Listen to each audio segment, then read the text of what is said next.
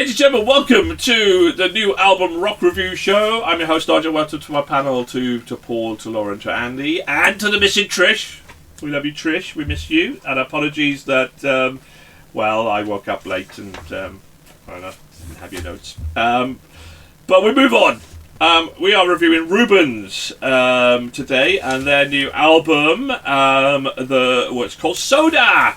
Will it be a fizzy pop album? Will it not? Will it have a bit more flavour to it? Rubens, an Australian rock, alternative rock album review from New South Wales. Well, hey, the lineup is Samuel, Scott, Elliott, Izaac, and William. Check out their biography on our on the video text. There's a lot of stuff on there. We'll tell you all about the band, but they're an Australian band, not reviewed before. The Rubens, let's start with you then, Andy. What did you think of the Rubens, my friend?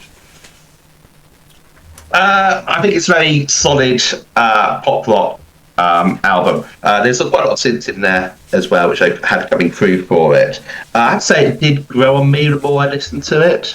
There's quite a few solid songs in there. You got a song called Pets and Drugs, which I thought was quite good. And also a song called Good Mood, which I thought was actually quite good through for it. But I have to say that it did grow on me, but it didn't really go anywhere other than just listening to it, just enjoying it. I thought it was middle of the road, but didn't go any higher than that, it has to be said. So, yeah, solid, but nothing which stood out. Yeah, the same can be said for our next guy. Middle of the road. Does he really stand out? Let's hope he does. Did it stand out for you, Paul? Was it soda? Did you want to drink more fizzy pop soda? Was it fizzy pop? Or was it more... I drank a lot of fizzy pop soda this month. Or rather, I listened a lot to this album.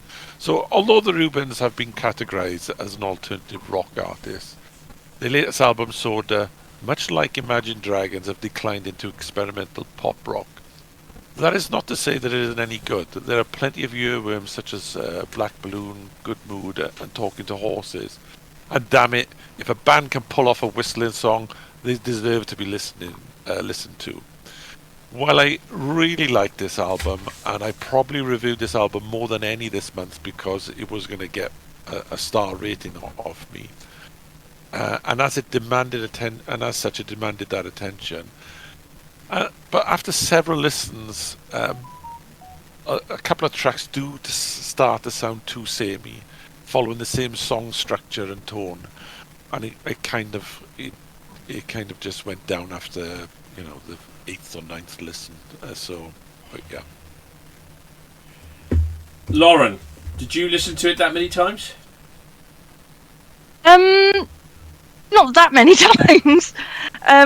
But overall, I thought it was okay. It had some good stuff in it. You could see where it had taken from sounds that are proven to be successful, like with Good Mood. It was very reminiscent of the song that was very big over the summer, Feel It Still. Really liked that. Black Balloon had some like Glass Animals vibes. My main note for it was very reminiscent of Glass Animals' new album, but a touch more rocky in places. Ultimately, it's alt pop with Catfish and the Bottlemen vibes. It's a good listen, but not one I'm going to rush back to.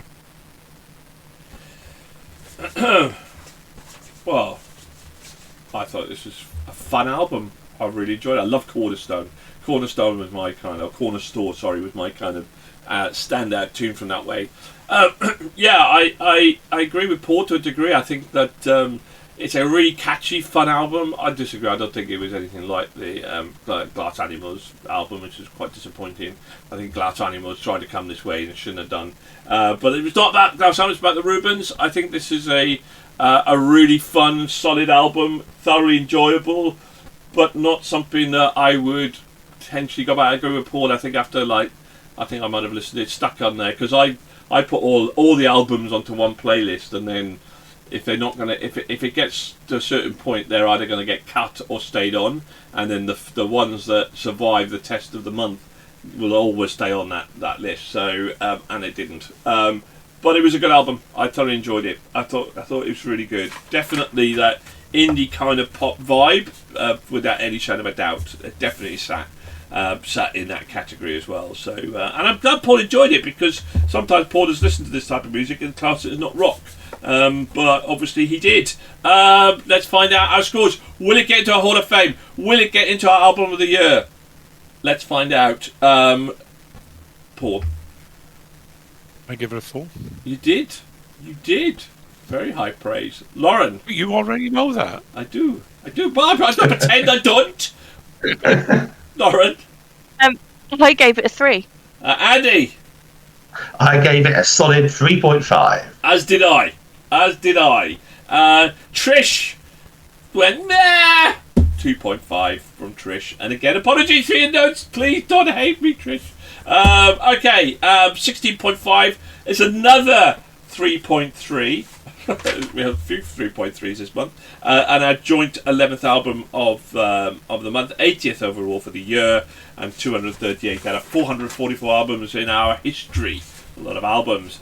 What do you guys think? Fans of, or not fans of the Rubens, please leave your comments below. Hey, why not like and subscribe? Because we kind of like that. Anyway, thank you much to my panel today, to Paul, to Lauren, and to Andy. Bye for now, everybody. Keep on rocking.